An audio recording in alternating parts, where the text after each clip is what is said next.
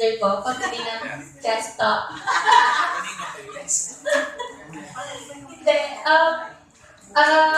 last week nga, ang AMA University Online Education. So, nandun na, online education. Kinuha ako, pinumalik ambassador.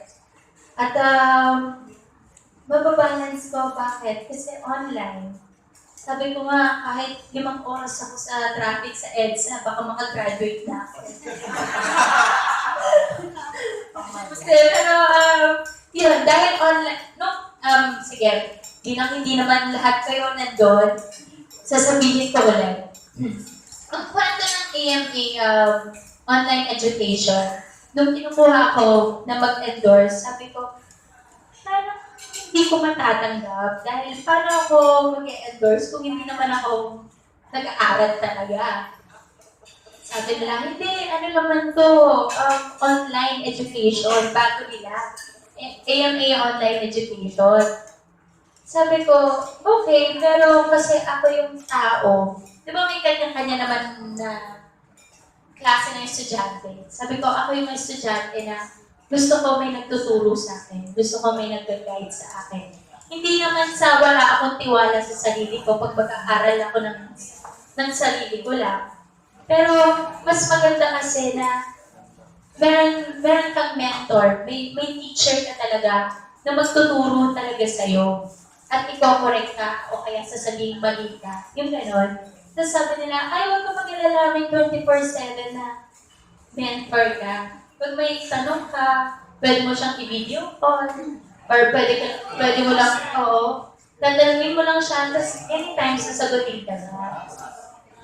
Sabi ko, syempre, tatanggi ka ba? Parang yun, sabi ko, oo nga naman, sige kung ganon, yan, parang nag-meeting sila na parang okay na si Maha.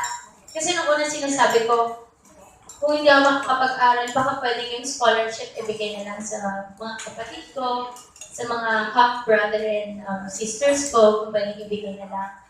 Tapos sabi ko, pero mas maganda kasi kung ako mismo mag-aaral.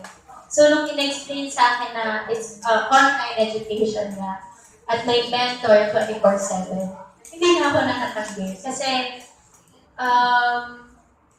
hindi naman sa pero aminin ko, sinabi ko rin yun na kung may insecurities man ako, kung nai-insecure man ako sa mga kaibigan ko na nakagraduate na may college degree na, yun yung insecurities ko.